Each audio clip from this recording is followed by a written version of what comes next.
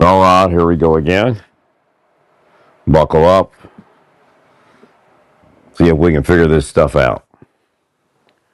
All right, so the Yarnell fire, I guess, a well experienced fire person said, well, if we had these drones up, who would they report to? Something moving that fast. So what we're looking at is artificial intelligence. Although we do have computer systems, not quite artificial intelligence systems that could still help us at this point. Which means this: it's monitoring the fire and the weather conditions and all those type of things with a knowledge base of historical data.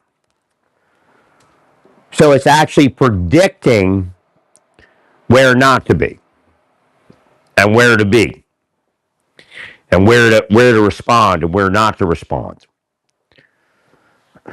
So you're not actually you're not again this is what I see is the problem is that we're running to the fire instead of running to the place where we need to be before the fire or while the fire is very small. So again, in this particular case, it looks like it could have rekindled. The response to rekindling obviously was not large enough and fast enough. Again, if that person, and again, I'm relying on that video from LAX being true. If that person can fill that mountainside that long without an aviation response, then we know what the issue is. Again, I don't want to say it's the mayor. Again, they said it's not that water. Obviously, there was probably nothing we could do at that point to do what we needed to do. Right. There was nothing there. Again, there may have been a response that would have been sufficient. Had we had, five AC-130s and or five C-130s with the MASS system or four of them, and we had, seven more helicopters and four more super scoopers. So again, we still can calculate what would have, at what points and what would have given us, again, yeah, okay. Somebody's in here with me, and that's the Department of Defense Secretary, and I'm going to get to what he's saying in a second. And again, it's along the lines of what I'm saying. So we don't give up. We don't say that there was nothing we could have done, but again, we might be outlandish or what we consider outlandish and something we may be able to do in the future or some response similar. So Austin was in here, and the idea is this: is that we in the military are always playing these war games, so that we know what to do in these scenarios. So we've already went through that process. So what should have happened prior to this, knowing that when we reach this code red, this DEFCON 7, that there needed to be a certain response, or either go big or go home, and that's what happened. You all went home because you didn't go big. But again, the idea is this: it's not something that's in place yet. Everything that I'm trying to say we should do is something that should have been done previously, but wasn't done. So now, again, this idea of politics on it, I leave that aside generally. I mean, and you'll hear me say some things, but right. So what we got to do is we have to come up with what our next move is, and again, we have to know prior to the next moment that it occurs like that. So there's also other things that are going on, and that's the fact that I looked to, when that was happening. I was okay. So what are we looking at in the regions? What could we have drawn from? Where can't we not draw from? What is the risk of drawing equipment into LA instead of leaving it out in Utah? Again, that's the issue when we're looking at state-controlled assets. Utah had a lot of red zones. They may not release their equipment to LA at that point, saying that we need it. Right. But when we look at the areas that were red, I think I saw some up in Salt Lake, not too much. Again, the Southwest, where the Native American tribes, their reservations are. There was quite a bit of red down there, mostly yellow, so it was kind of there but not there. Still a caution.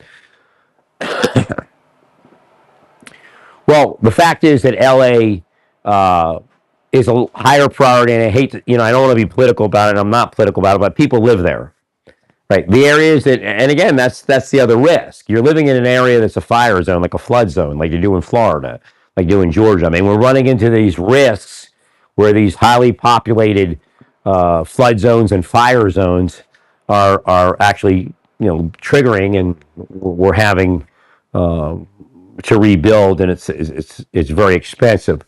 It's very important. Again, we not much we can do for these flood zones, but for the fire zones, we need to make sure these fires don't happen, and that's a very big mission.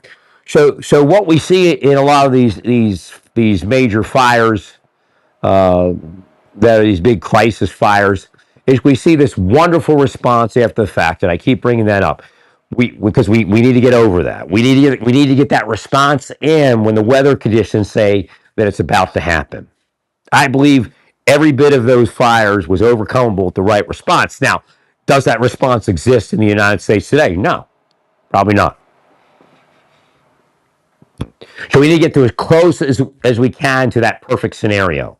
And again, time is important. So what gives us the most time? Something that we have come into, lucked into over recent years is that intelligence. It doesn't have to be called artificial intelligence.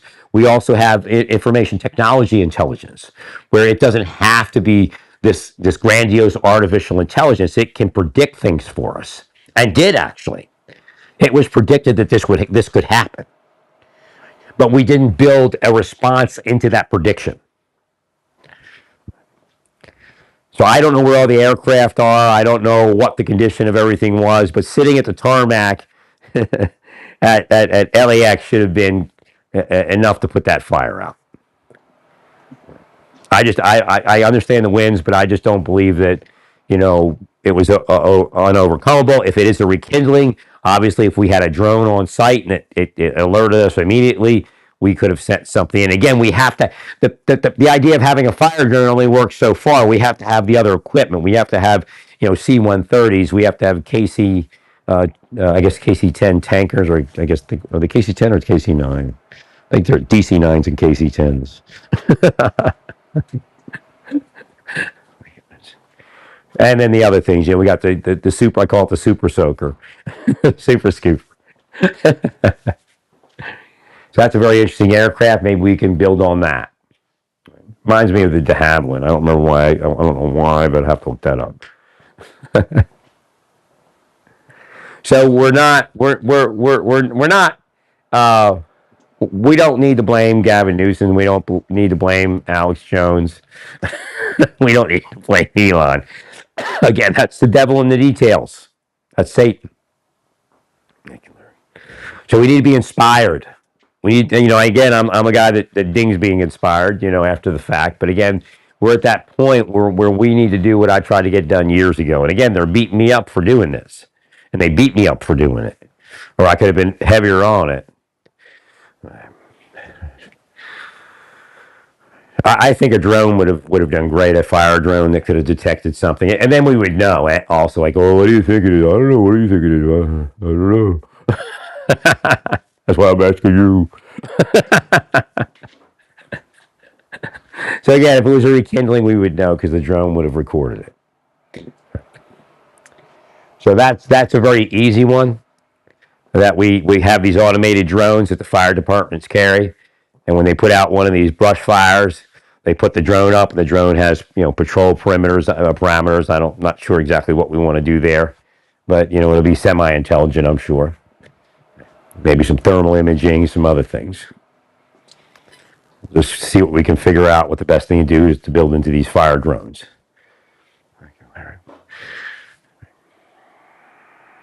Well, at a certain point, I already told you the big drones needed to stay here. I just sent over to the Ukraine. We had police work that we needed the drones for. So we have this idea that we have these big drones that patrol miles and miles and miles, and they're really fast. They're very important for our firefighting mission also. Right. The smaller drones are great. And again, each time you put out a fire, you should be leaving a fire drone behind to patrol that area for at least 24 hours. And then that, you don't have to wait for the neighbors to call, because, fire drone may even could have calculated a hot spot and called you in before it even rekindled. You see, vote for Trump. If it's all, it's monitoring it, noticing the building heat, calls you in, you get there, all of a sudden it rekindles, you put it out, and you're a hero, and nobody knows that you saved the Palisades from the Palisades fire. Because that's how it works, really. Right. When we're right, we're not heroes. And that's too bad. We don't need to be heroes like that. So I think the time has come definitely for this system. I think everybody's burnt out fighting me.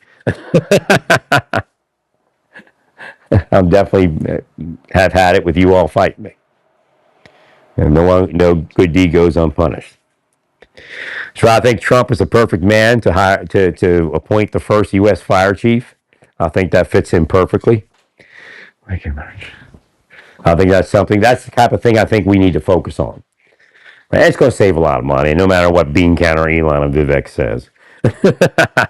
Right. It's just such a dyslexic response, and it costs so much money to rebuild. Right. I just, I look at it, I'm like, oh, here we go again. Oh, the valiant men and women.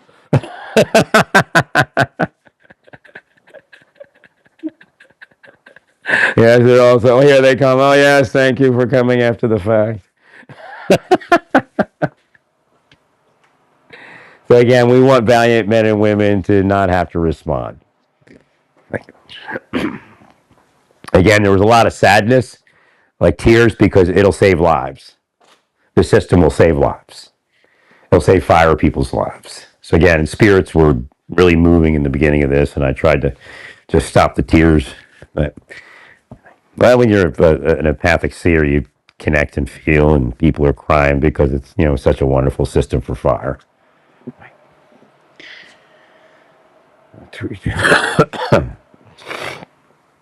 Well, it's just only a matter of time. It's not a difficult system to build. I mean, you could sit there and strategize it. Anybody with half a brain, if we get some H-1B visa people in there. That's for Bannon.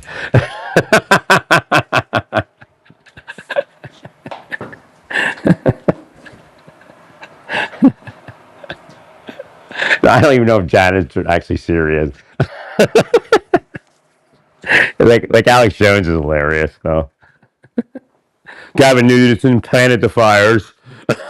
He's already up to that. Like Gavin Newsom's an arsonist.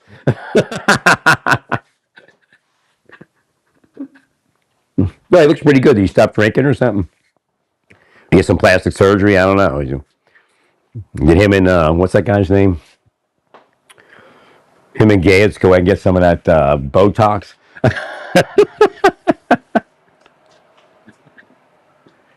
My pain level dropped a bit. I'm thankful for that, but it's still on the edge. Right. Oh my God. Thank you, Larry.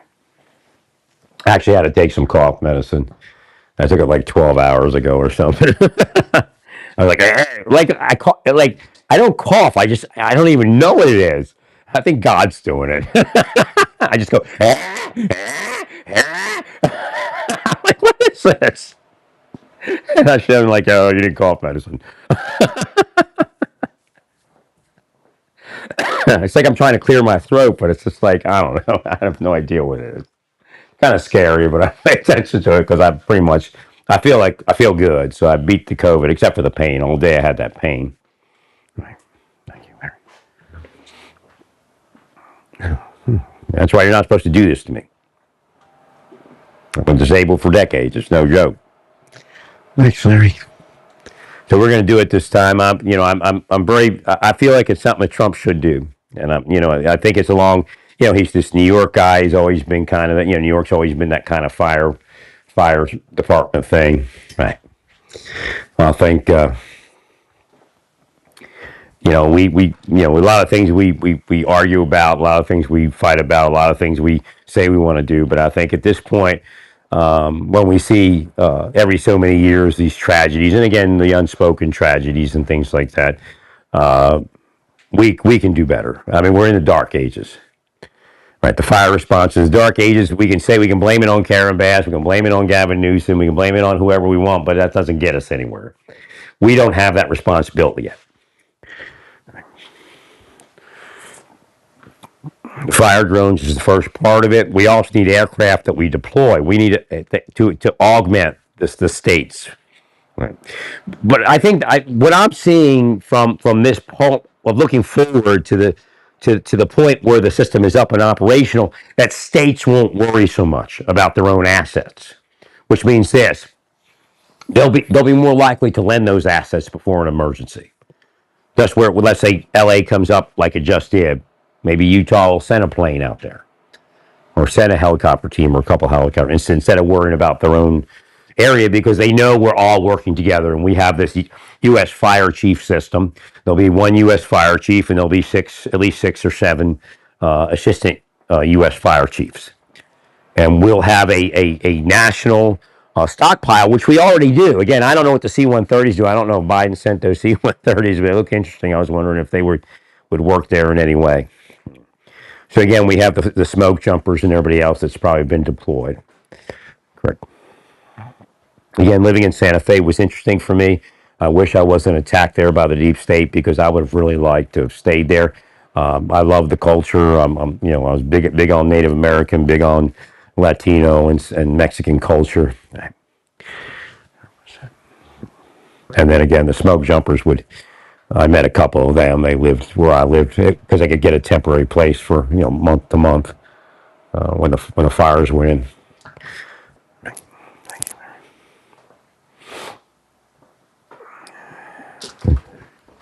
So maybe that's how I'm in. I don't know.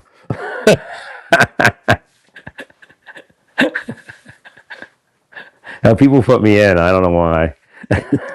They like me, I guess. Right. That's why I try to end my life, because people like me. They don't want people to meet me. Thank you, Mary. So yeah, it's a very, very important time period in the history of our nation to develop this system. It's very important. It's going to be a great system, and we're going to change the paradigm of fighting these wildfires. Again, fighting wildfires, as that experienced fire person spoke about the Yarnell fire, the quick changing parameters of the fire, or whatever he was saying. He's right. But again, with what we're planning, we're gonna hopefully outpredict the majority of that. Which means, yeah, there's stuff that we're gonna miss, but it's not going to be like it is now, where it's just seat of the pants all day. And that's my point. There's no reason for us to have had to fly by the seat of our pants in LA. We knew that was there. We knew that condition was there. I mean, like I said, we didn't have a fire drone patrolling the area where they had just put out a fire. We just, we'll drive off and hopefully it doesn't rekindle. I mean, and again, that may not have rekindled. But the idea is, why don't we know? Why didn't we have a drone circling that area? I mean, what's it cost to put one drone out? Again, with those winds, I don't know. We need a larger drone. So again, that's another consideration in these fires. We're going to need, heftier drones based upon atmospheric conditions during these fires. Thank you. But again, a simple, small fire that was put out may have rekindled, is what they're saying. But we also have other snapshots, such as that mountainside, with nothing hitting that mountainside trying to put that fire out, nothing heavy, no aircraft. Or hillside, whatever you want to call it. So the view from LAX is very telling. Thanks, Mary. So again, the idea of having a U.S. fire chief is not to butt the nose in, but to say, hey, what are we doing here? What are we doing there? So again, another set of eyes to look at the situation. Right. So again, when we look at LA, that's a highly populated area. There's a higher priority for a look-see. So most likely, the U.S. fire chief and the deputy fire chief assigned to that region would have been looking into that area, along with the local. Again, this is going to be a life-changing thing has just happened. So again, we're not going to have another day where this happens the way that happened. Again, that's hindsight is 2020, but we need to turn that hindsight into foresight, because it's surely something's going to happen again. And that's where we made our mistake in this particular fire, this Pacific Palisades fire. Again, I'm not crazy. I told you I'm a prophet and I'm with God and I'm going to do that gig, but I'll also help you. Thank you, Mary. So what we didn't do is we didn't take our hindsight is 2020 from previous situations and turn it into foresight. So again, we need to do that. I try to do that by making the like a U.S. fire and EMS NORAD type of situation, and we do need that. And again, it lends confidence to all the states and all the firefighters because now we're ahead of the power curve. Again, that's what we're looking to do. I'm notorious for moving things ahead of the power curve. So what we're going to do is we're going to move ahead of the power curve.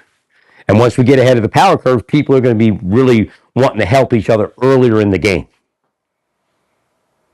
You'll have people from other states saying, "Hey, I hear you have, a high threat," because they'll see the threat levels and say, "Hey, we're going to send you a couple people out there.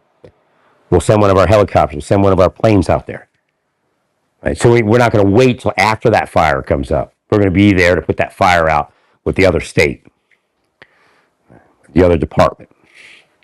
100%, Mary.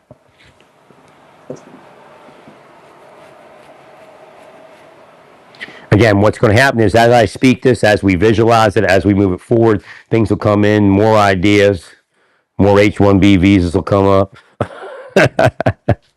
to build the thing.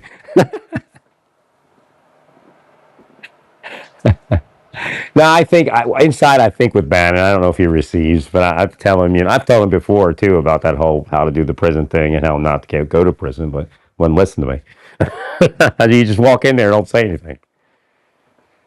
Play their game, Right. But you got to get in there. You got to sit down and say, "I'm here." You got to answer the subpoenas. Nobody better than a marshal will tell you. Right. So we're going to change that paradigm. We're going to get ahead of that power curve, and this is never going to happen again. Well, something will happen, but at least we won't feel as stupid. I don't know, I'm sure Karen Bass feels pretty stupid about the water, but I don't think that's the answer. And again, a lot of firefighters, I told you, I was with them in the mine early on in this thing. And we decided that water was, that water could have extended prolonged the misery, but it wouldn't have done what we needed. Right. So what do we need? We needed an early enough response, a heavy enough response. We needed fire drones patrolling. Just that, if this thing was a rekindled hotspot, then that was our answer, a fire drone. I mean, that's simple. So again, we get with the program. We start creating these situations. We start creating this equipment. We start creating these systems where that power curve shifts. And we get ahead of it. And then people feel confident. People feel happy about what's going on. And they start, supplying each other with equipment, people, just based upon atmospheric conditions and some other things maybe. Right. So we fight the fire before the fire starts. We mobilize equipment before the fire starts. Again, I'm sure you did something, but it doesn't look like it was what was needed. And like I said, I don't think there's a system in the United States right now to have beat that. But we're going to build it. And of course, Elon's going to get some satellite contract or something off of it. That's the other part. Satellites do work on that. So again, there are concerns over an abundance of too many satellites. So we do have to be careful, but also maybe we might want to do is consolidate. We have a lot of individual satellites that are specialized up there.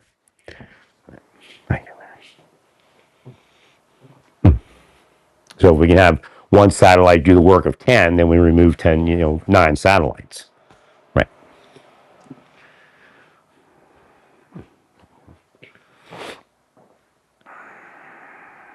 So while I'm speaking, I'm thinking at the same time.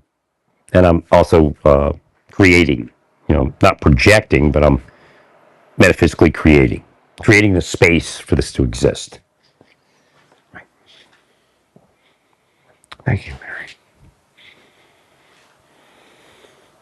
Well, what I'm seeing is there's something monumental that it's going to do.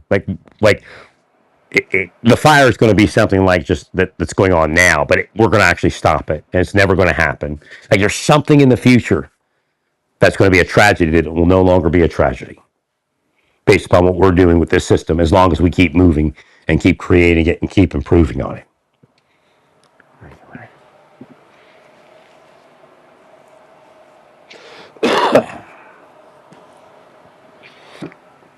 So again, that's one of the aspects of artificial intelligence is prediction, and even it's part of our computer systems, which means you don't like in the Yarnell fire. Well, it's moving so fast. How can we respond? Well, we don't respond necessarily. We just predict, and we're not in the wrong place at the wrong time.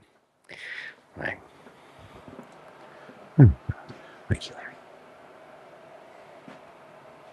Again, you as a person or somebody as an oversight person doesn't even have to know. They just have to be told, get them out of there now. Boom, they move you. And why did we move? Oh, there it is. The thing comes burning across. It's monitoring winds, it's monitoring this. And again, it'll predict things that's not going to happen, but, better safe than sorry in a lot of situations. You just have to minimize it so it doesn't interfere with operational effectiveness. But yet still have it there. And that's that trial and error process. That's that ever learning artificial intelligence system. Okay, Larry. But again, if Elon designed it, I don't know, kind of like autonomous driving.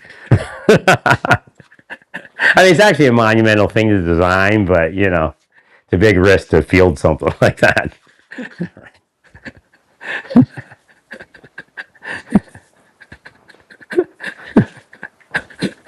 Drive the fire truck off the cliff.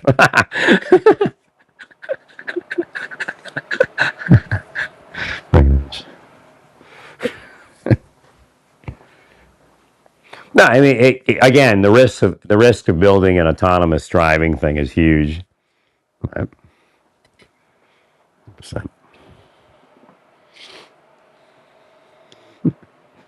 again, he actually didn't do that bad, considering how large the risk is and how large the operation is. Right? But again, that's the world of expendable people. I'm not too sure the world's ready for that. Believe it or not, here comes Elon and his expendable people program.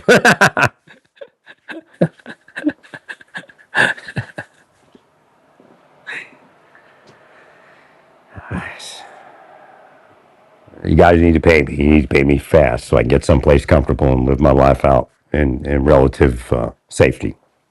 Right. Thank you, Larry.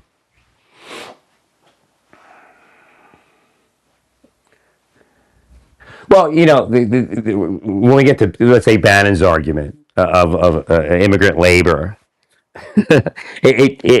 again, in a perfect world, yeah, we they shouldn't be working. But again, when we look at the entire system and how it all started and who started it, and why are we here a century later still working, these undocumented immigrants in the field, right? And again, obviously they're being taken advantage of. So, stop apartheid. When Bannon says that, he has to stop for a second and say, yeah, there's some apartheid going on with these Latinos and Central Americans. Not every last one of them is this incorrigible person. Now, there are cultural issues, and I brought that up. That's why we have to have not indoctrination, because what do they call what do they have? Not indoctrination. What is it when they immerse themselves in our culture?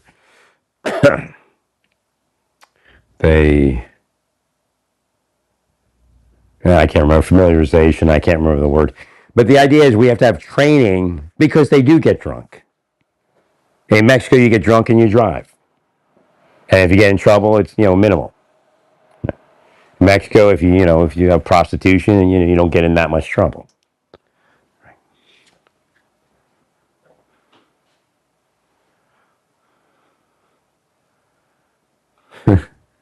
USAA just sent me some sort of text. I was seeing if it had any cues in it.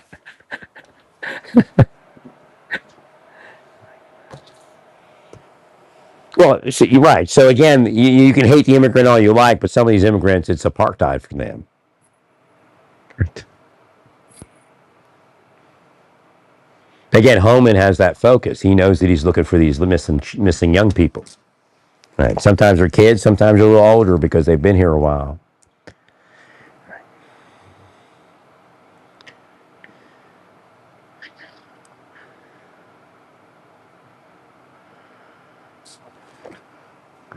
Now, I'm inside right now. I can't see what I'm seeing and what I'm connected to, but I'm connected to some people.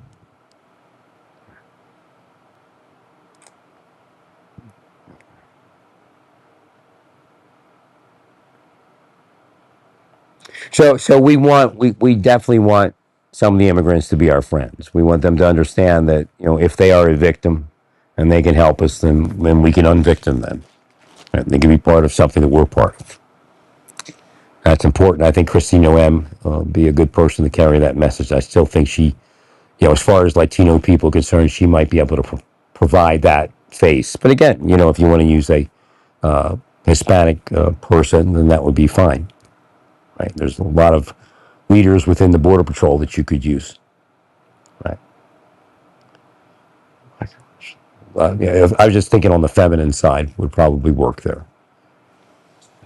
And a lot of, women leaders. I should have been in the Border Patrol. Again, hindsight being 20, I was totally asleep. When I was in the Border Patrol, I should have joined. When I was in the BOP, I should have seen and should have joined the Border Patrol. I thought about it, but it just never was strong enough. Probably did great there. Married a Spanish woman. That's considered, to me, that's doing great, man. Marrying a Latino woman. I done great in the Border Patrol. I married a Latino woman.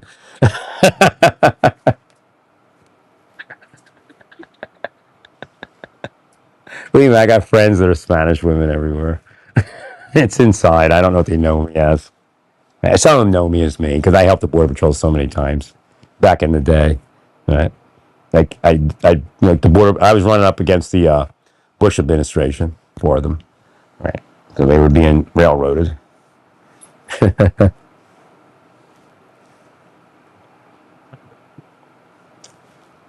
Yeah, you'll meet him in the afterlife, like Betty Ann. Remember Betty Ann, deputy woman? I'll meet her in the afterlife. She's been around. I just too asleep to realize who people were in my life. Right at the time.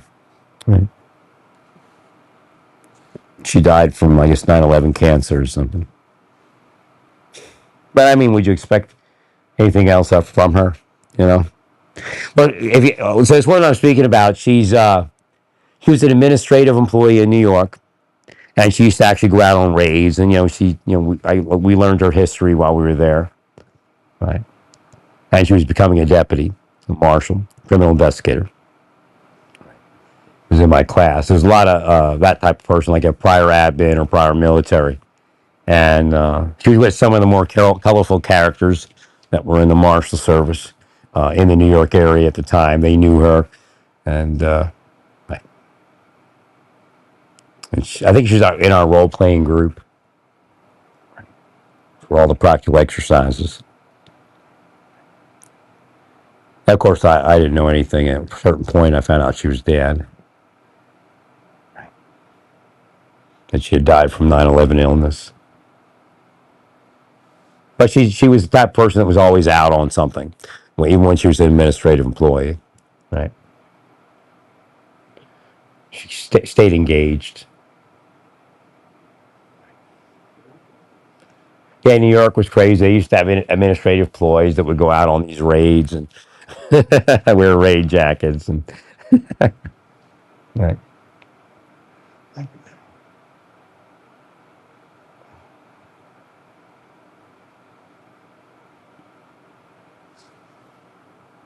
Well, I work a lot of what I'm doing. Again, I can only be sure of a certain level of the metaphysics. It's based upon the request of spiritual beings. So future things could occur, tragedies and things that will not occur if we do it right in modifying our systems. We can do it. So what should be spoken about is how insufficient the system is to actually have done what we needed to do. And we need to improve on that. And again, even the idea of these fire drones that monitor areas for hot spots and fires and things like that, that'll go a long way. Especially if we find out it was a rekindled fire, because that's an area that should have been monitored by a fire drone if such a program were to exist in that area. Well, again, you're not going to see this universal technological push until you bring in a U.S. fire chief and regional fire chiefs. Again, the idea of fire administrators, that's fine, but again, I think that's a different program than what we need. Again, that's a great program. It has its uses, right? But again, we need an operational program, and we need these assets. The president doesn't need to, be pushing buttons and having to do all that. That could have happened days prior, and then the fire doesn't happen because we move those assets early enough. Again, enough of this, playing catch up and response and all that type of thing. After the fact. We can get there. We can get there real easy. Sure. So let's hope I heal and hopefully I get back to health. Hopefully I get back to better health than I was for the last couple of years here. Again, I can't believe they dogged me this long in Kansas, and the word dog really doesn't describe what they're doing. Again, it's spycraft and it's psychological torture. And you need to get the hell away from me. You need to get the hell away from me quick. Because God is not mocked.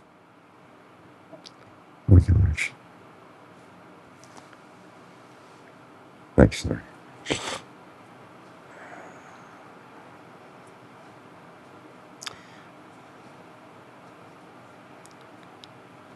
It's very sad that we don't have a U.S. fire chief yet. I brought that up many years ago.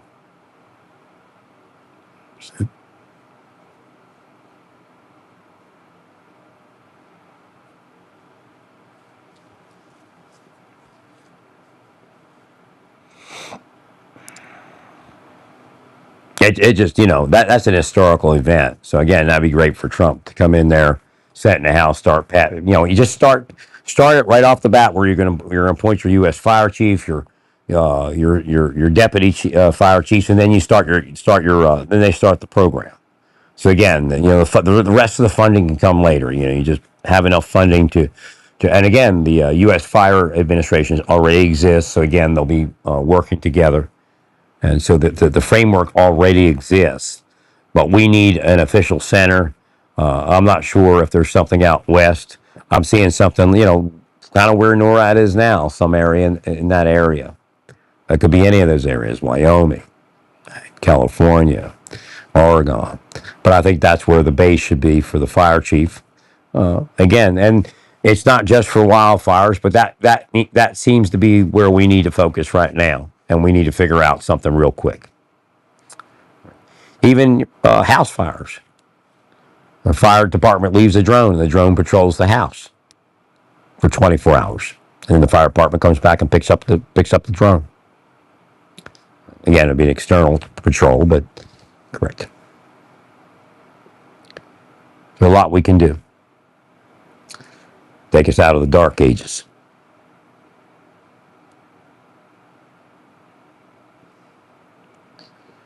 Thank you, Larry. Well, my battery needs to get recharged here. And I'm going to put some inspirational music up. We'll enter the Holy of Holies to get this finished, or completed, should I say. Stay peaceful. Praise God and all.